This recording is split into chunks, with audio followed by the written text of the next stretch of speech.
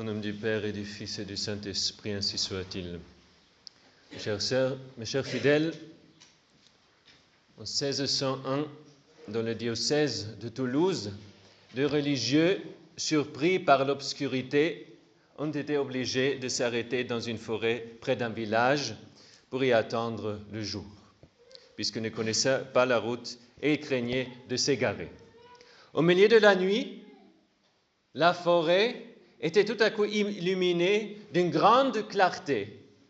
Les religieux ont vu une troupe de jeunes filles vêtues de blanc et environnées d'une lumière éclatante. Elles se dirigeaient vers une pauvre habitation. Quelques instants après, elles ont réapparu, mais cette fois, il y en avait une de plus, vêtue aussi de blanc, radieuse et couronnée de fleurs. Étonnés de cette vision, les deux religieux ont pensé qu'une âme sainte avait quitté la terre et ils en ont éprouvé une joie céleste. Le jour venu, ils se sont rendus au village près de la forêt où ils ont raconté ce qu'ils avaient vu pendant la nuit. Sur ce récit, on leur a dit qu'une jeune fille, en grande réputation de sainteté, venait de mourir dans une ferme voisine. Les religieux ont ensuite indiqué la route qu'avaient parcourue les jeunes filles et l'habitation vers laquelle elles avaient paru se diriger. Et c'était précisément la ferme voisine où la jeune fille est morte.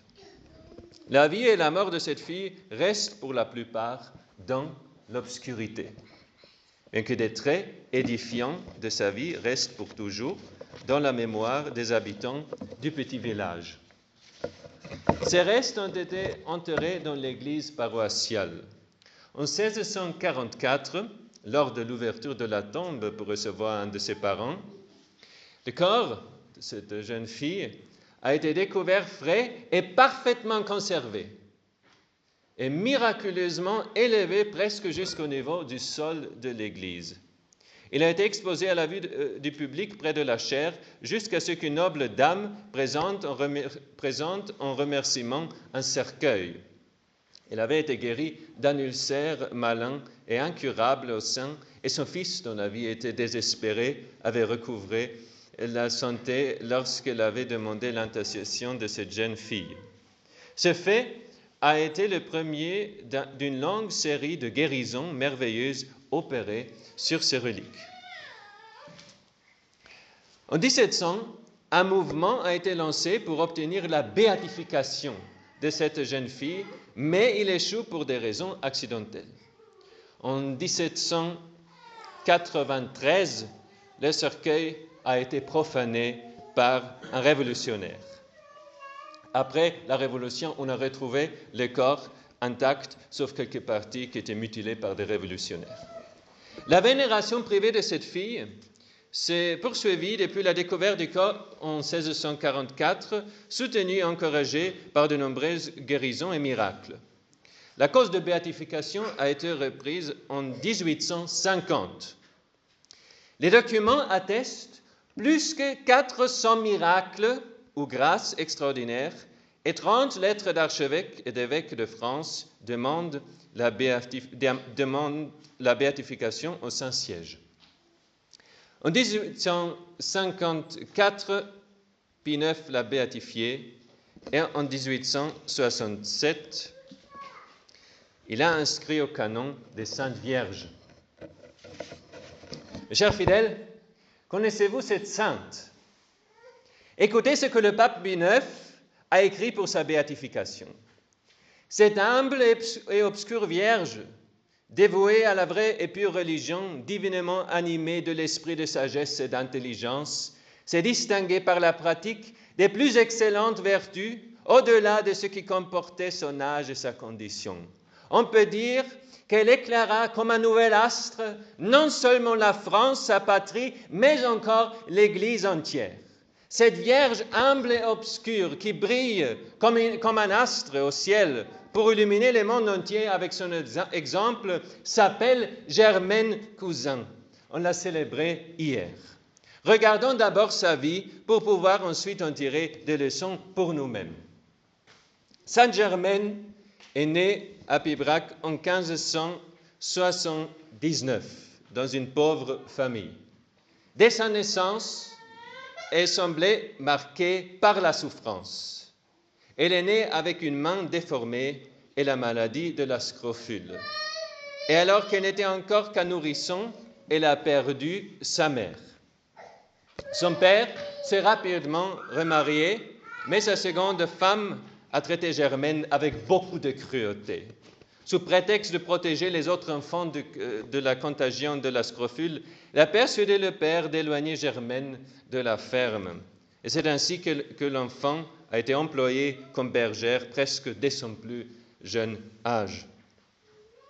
Lorsqu'elle rentrait le soir, son lit était dans l'étable ou sur une litière de sarment de vigne dans une mansarde. À cette dure école, Saint-Germain apprend très tôt l'humilité et la patience. Elle était douée d'un sens merveilleux de la présence de Dieu et des choses spirituelles, de sorte que sa vie solitaire devenait pour elle une source de lumière et de bénédiction. À la pauvreté, aux infirmités corporelles, aux rigueurs des saisons, au manque d'affection de la part de ses proches, elle a ajouté des mortifications et des austérités volontaires, faisant du pain et de l'eau sa nourriture quotidienne. Son amour pour Jésus au Saint-Sacrement et pour la Sainte Vierge présageait la Sainte. La messe du dimanche était une riche source de consolation pour sa vie solitaire et autrement intolérable.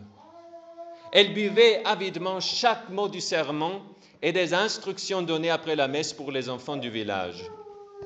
Par ces instructions, elle a commencé à voir sa vie sous le regard de Jésus crucifié. La souffrance est devenue méritoire et réparatrice. Elle a compris que la vie n'était qu'une épreuve en vue d'une éternité avec le Christ. Lentement, à mesure que son esprit mûrissait, elle s'est vue sa vie comme une mission d'amour, de sacrifice et de mérite pour les autres, même pour la conversion de sa terrible belle-mère. Bien qu'elle ne soit jamais allée à l'école, elle a été une élève assidue à l'école de l'amour divin. Le catéchisme est enseigné verbalement en chaire et dans la petite classe de l'école du dimanche. Elle apprenait par cœur, le gardant en mémoire, le méditant assidûment tout au long de la semaine. Notre Seigneur, dans les très saints sacrements, est devenu sa force et son compagnon bien-aimé au cours de sa vie solitaire. Souvent, elle restait à l'église longtemps après que tout le monde soit parti, s'agenouillant pendant des heures sur les dalles dures du sol. Après un certain temps, l'assistance à la messe du dimanche ne suffisait plus à satisfaire son besoin d'adoration. Un désir irrésistible d'assister à la messe tous les jours l'a poussé à quitter ce brebis. C'est alors qu'on voit un premier miracle dans sa vie. Du pré où Saint-Germain gardait les moutons, elle apercevait l'église paroissiale dont le clocher résonnait chaque matin appelant les fidèles à la messe. À ce signal, le cœur de la bergère s'envolait vers l'église et elle assistait en esprit à la messe. Mais cela ne satisfaisait plus sa ferveur. Un jour, ressentant un désir si ardent d'assister au Saint-Sacrifice, elle a rassemblé ses brebis et elle a planté sa quenouille dans la terre à côté d'elle. Puis, faisant le signe de croix, elle est allée vers l'église. La petite sainte a été ravie de découvrir à son retour que ses brebis se reposaient tranquillement autour de la quenouille et à l'ombre d'un chêne. Elle s'est mise à répéter cette même pratique pour le reste de sa vie. Dès lors, bien que l'endroit soit infesté de loups qui font de ravages sur d'autres troupeaux, elle n'a jamais perdu une brebis. La pluie, la neige ou la tempête ne l'ont jamais empêché de suivre cette sainte pratique. Souvent, les voisins s'étonnaient de voir le troupeau de Germaine se blottir docilement autour de sa quenouille. Les enfants du village, aux yeux innocents, ont rapidement commencé à voir au-delà de la répulsion physique de sa maladie et ont commencé à apprécier Germaine pour ce qu'ils voyaient dans son âme. Ils étaient très attirés par elle et recherchaient ardemment sa compagnie. Après l'école, ils couraient dans les champs à sa recherche. Souvent, Il la surprenait, l'ayant trouvée agenouillée devant un petit sanctuaire qu'elle avait fabriqué dans les champs. 2 morceaux de bois taillés et faits pour ressembler à une croix lui rappelaient notre aimable Sauveur auquel elle cherchait si ardemment à plaire. Dans ses mains gercées, on voyait un seul livre, le rosaire. C'était sa prière, sa méditation et son compagnon de tous les instants. Les moments que les enfants chérissaient le plus étaient ceux où Germaine leur parlait de son cœur débordant de la connaissance et de l'amour profond de sa sainte foi, développé en elle par de longues heures de silence, de prière et de souffrance. Elle ne parlait jamais d'elle-même et ne se plaignait jamais de sa propre vie. La contemplation des beautés de la nature et de la grâce a également éveillé dans son cœur un amour brûlant pour Dieu. Elle a raconté son désir ardent d'aider les autres et à l'aimer davantage. Lorsque ses fidèles compagnes la plaignaient pour ses vêtements en lambeaux et sa nourriture insuffisante, ou s'enquéraient de ses bleus et de ses marques sur son corps à cause de la marâtre, Sainte Germaine les aidait à voir qu'elle transformait ses souffrances en occasion de ressembler à notre Seigneur, qui avait été autrefois fouetté et battu pour nos péchés. Les parents de ces enfants écoutaient patiemment leurs louanges à l'égard de Sainte Germaine et se moquaient d'elle en l'appelant la bigote. Il est tout à son honneur de constater que leur moquerie portait davantage sur sa vie spirituelle que sur sa difformité physique. Par son humilité et sa patience, elle leur a servi de reproche. Mais une grande partie des moqueries du village était due à la langue malveillante de sa marâtre. La vie de Germaine suit un cours jour après jour, mois après mois, année après année, au gré des saisons. Le froid glacial de l'hiver, la chaleur torride de l'été apportaient avec eux leur croix. Mais un jour, Dieu a jugé bon de manifester son approbation à l'égard de son ami choisi. C'était le début du printemps et la fonte des neiges faisait déborder les ruisseaux de la campagne. La petite sainte, entendant les cloches de l'église, savait qu'elle n'aurait pas le temps de marcher jusqu'au pont et d'être à l'heure pour la messe. Elle a donc décidé de traverser le ruisseau qui, en d'autres temps de l'année, n'était qu'un simple ruisseau, assez petit pour être traversé à pied. Ce jour-là, c'était une rivière impétueuse.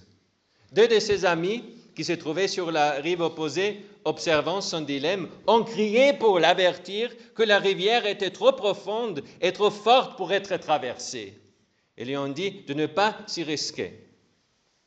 La jeune bergère, soucieuse d'être à l'heure pour la messe, a fait le signe de croix et à la stupéfaction des spectateurs, les eaux se sont séparées, lui laissant un chemin sec à traverser, tout comme la séparation de la mer Rouge dans l'Ancien Testament. Et ici, mes chers fidèles, voyez l'importance d'être toujours à l'heure pour la messe. Arriver en retard est un manque de respect envers le Seigneur. C'est un péché d'arriver en retard à la messe. Retournons à notre sainte. La nouvelle de ce miracle a rapidement fait le tour de tous les villages et a entraîné diverses réactions. Sa marâtre a été furieuse parce que beaucoup de gens commençaient à avoir de l'estime pour cette jeune fille qu'elle détestait tant. Le fait que le miracle se produise plus d'une fois ne l'a pas fait changer d'avis, car c'était une femme dure et amère. Il est certain que Germaine a beaucoup prié pour elle, mais l'amertume de sa marâtre s'est accrue. Pourtant, la sainte n'a jamais témoigné à cette malheureuse femme que du respect et de l'amour. Elle savait à quel point cette haine brûlante offensait Dieu et que si sa belle-mère ne changeait pas, il serait impossible de sauver son âme. Ce n'est qu'à la mort même de Sainte Germaine que cette tâche presque insurmontable de conversion a été pleinement accomplie. La sainte avait trouvé des moyens d'exercer sa charité auprès de nombreux mendiants qui avaient découvert sa gentillesse et sa compassion. Il est difficile d'imaginer une personne plus démunie que Sainte Germaine elle-même, et pourtant, Les mendiants venaient la voir presque tous les jours pour lui demander de la sympathie et pour qu'elle partage avec eux ses bouts de pain. La marâtre, on entend parler, et l'a souvent battue en criant qu'elle ne va pas nourrir tous les pauvres qui passent. Un jour d'hiver très froid, Germaine était allée à la cuisine pour prendre quelques restes pour ses amis affamés lorsqu'elle a été surprise par la marâtre, qui a remarqué que la fille portait quelque chose dans son tablier. Furieuse, elle s'est imaginée qu'il s'agissait d'une réserve de pain. Prenant un bâton, elle s'est mise à poursuivre Germaine jusqu'à la place du village, espérant ainsi prouver à tous que Germaine était une voleuse et la mettre en disgrâce. Le bâton brandi au-dessus de la tête de Germaine et lui a demandé d'ouvrir son tablier devant la foule qui s'était rassemblée. Et voici, la jeune fille, tremblant, a obéi et une multitude de fleurs inconnues dans la région est tombée sur le sol. Cette fois, les témoins sont trop nombreux pour que la marâtre puisse discréditer Germaine avec sa langue vicieuse. La sympathie et l'admiration des villageois pour Sainte-Germaine ne font que croître. Bientôt, d'autres signes ont été observés prouvant que Dieu avait comblé la jeune fille de ses bienfaits. On rapporte que la grange où elle dormait était inondée de lumière la nuit et que des chants célestes étaient entendus par les passants. Enfin, après presque 20 ans de négligence et de maltraitance, le faible père de Sainte-Germaine a exigé que les conditions de vie de Germaine soient modifiées. Il s'est excusé de sa négligence et lui a demandé de reprendre sa place à l'intérieur de la maison et de vivre au sein de la famille. Sainte-Germaine a expliqué, cependant, qu'elle était parfaitement satisfaite de son environnement. Nous savons qu'elle avait ajouté des austérités volontaires comme réparation. Et ici, on voit clairement que tout au long de sa courte vie, elle a eu une vision totalement surnaturelle de la vie. Elle n'a pas été affectée par les circonstances extérieures. Dans la souffrance et la solitude, elle a trouvé le Christ et n'a pas voulu l'abandonner pour le confort. Après ce miracle de rose, la vie de Sainte-Germaine touchait à sa fin. Ses maladies physiques avaient fait des ravages, sapant le peu de force qui lui restait. Mais surtout, Dieu était si satisfait de sa petite bergère qui avait coopéré à toutes les grâces qui lui avaient été envoyées, qu'il ne pouvait plus résister à sa beauté spirituelle et qui la rappela bientôt au ciel. Sainte-Germaine a coopéré avec la grâce, c'est-à-dire elle a réussi à surmonter toutes les circonstances adverses de sa vie et à le faire tourner à son avantage. Jamais elle n'a succombé à la tentation d'en être la victime. Dieu ne nous éprouve jamais au-dessus de nos forces. Et Sainte-Germaine l'a amplement prouvé en faisant de ses souffrances sa gloire.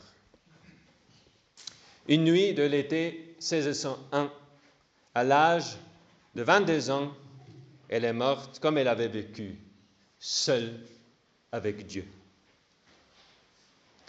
Chers fidèles, il faudrait maintenant s'arrêter pour admirer les voies du Seigneur, pour s'édifier de cette sainte et pour pleurer les desseins mystérieux de la divine providence.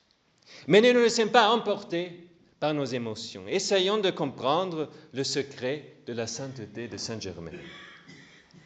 Si on nous raconte sa vie, on pourrait se demander, mais qu'est-ce qu'elle a fait pour devenir sainte? À part de quelques miracles faits par Dieu pour manifester sa sainteté, il n'y avait rien d'extraordinaire dans sa vie. Qu'est-ce qu'elle a fait? La réponse, nous la trouvons sur cette petite image de Sainte-Germaine. Sur cette image, nous lisons le secret de sa sainteté. Toute sa vie fut cachée en Dieu, et parce qu'elle a été fidèle en de petites choses, elle a été établie sur de grandes. Voilà sa sainteté. Une vie cachée, l'humilité, fidélité dans les petites choses, patience, en Dieu, par amour de Dieu. Tout d'abord, elle était humble. Elle ne possédait rien de tout ce que le monde admire habituellement. Elle n'était ni belle, ni distinguée, ni riche. Mais le Saint-Esprit avait orné son âme pure de ses dons et de ses vertus qui seuls ont de la valeur devant Dieu. Et il a fait cela parce qu'elle était humble, c'est-à-dire elle a reconnu sa dépendance totale de Dieu, son néant, pour ensuite se disposer à l'action de la grâce. Et la grâce travaille seulement dans les humbles, dans ceux qui s'établissent dans la vérité. Elle était patiente. En conséquence, elle ne s'est pas attristée dans ses souffrances. Bien au contraire, par sa patience, elle s'est unie aux souffrances du Christ. Et par là, elle les a sanctifiées. Ces petits devoirs monotones demandaient aussi la patience. Et par là, il nous montre que la fidélité dans les petites choses nous dispose à l'accomplissement de grandes. Elle aimait Dieu par-dessus de tout. Elle a compris qu'il n'y avait qu'une seule chose qui compte, Dieu. Un Dieu qui est amour et qui en retour mérite tout notre amour. Nous sommes dans le mois du Sacré-Cœur et Sainte Germaine nous aide à vivre cette dévotion qui se résume en amour et réparation. Deux aspects liés, si présents dans la vie de Sainte Germaine. On répond à l'amour de Dieu par une dévotion aimante. C'est l'expression de la messe du Sacré-Cœur. Et signifie tout d'abord un désir profond que Dieu soit connu, honoré et aimé. C'est une complaisance joyeuse dans la réalisation de ses intérêts, les triomphes de sa doctrine, de son Église et de sa grâce.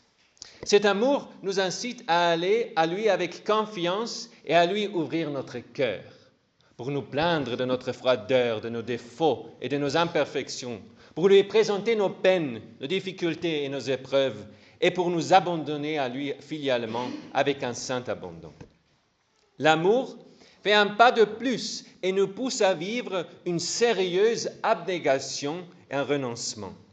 Par amour, nous limitons nos besoins et maîtrisons nos sens. Par amour, nous nous privons même de nos plaisirs innocents. Notre dévotion aimante s'accomplit avant tout par l'union de notre volonté à la sienne. Par cette union, nous ne vivons plus de notre propre esprit, mais dans une dépendance consciente de son esprit. Heureux sommes-nous quand Dieu blesse notre âme avec son amour, de sorte qu'elle perde tout goût pour ce qui n'est pas et qui ne se rapporte pas à lui. Heureux sommes-nous quand il imprègne de son amour toutes nos pensées, toutes nos affections, toutes nos paroles et toutes nos actions, au point que nous ne pouvons plus rien faire d'autre que le chercher, au point de renoncer à tout autre amour, au point que toute autre pensée disparaît de notre esprit et qu'il prend possession de notre âme. Le deuxième effet de l'amour, c'est la réparation, pratiquée si héroïquement par Sainte Germaine. Celui qui aime Jésus est naturellement sensible aux injures qui lui sont infligées. Le même amour qui fait que les intérêts de Jésus sont les nôtres nous fait souffrir quand nous les voyons insultés et méprisés. Nous sommes pris de compassion à cause de l'amour que nous avons pour lui. Plus nous savons que Jésus a été insulté et traité avec froideur, plus nous avons envie de lui prouver notre amour. En conséquence, nous nous gardons d'autant plus soigneusement des fautes. Nous nous imposons des pénitences pour lui prouver l'authenticité de notre amour dans le sacrifice, car le vrai amour se montre dans la souffrance. Quand nous voyons que notre Seigneur n'est pas aimé et adoré comme il le mérite, nous adorons, admirons et louons encore plus sa gloire. Nous accomplissions notre devoir avec plus de perfection. Nous acceptons volontiers de sa main les épreuves de la vie. Et tout cela dans un esprit de réparation. Mes chers amis, demandons-nous encore une fois, qu'est-ce que Sainte Germaine a fait pour devenir sainte? Elle croyait à l'amour de Dieu pour elle. Et cette foi l'a poussé à traverser toutes ses souffrances avec une confiance inébranlable. Cette foi l'a poussé à utiliser ses croix pour montrer la vérité de son amour ardent de Dieu. Cette foi l'a poussé à se laisser aimer par le bon Dieu qui manifeste son amour à travers toutes les circonstances de la vie. Dans la collecte de sa messe, nous prions « Ô Dieu, grandeur des humbles, qui avez fait que la bienheureuse Germaine, votre Vierge, excelle par la beauté de la charité et de la patience, par ses mérites et son intercession accordée, comportant toujours la croix, nous vous aimons sans cesse. » Imitons Sainte Germaine dans son humilité, sa patience et sa charité, pour que nous puissions un jour, avec elle, voir et aimer Dieu pour toujours. Ainsi soit-il. Au nom du Père et du Fils et du Saint-Esprit, ainsi soit-il.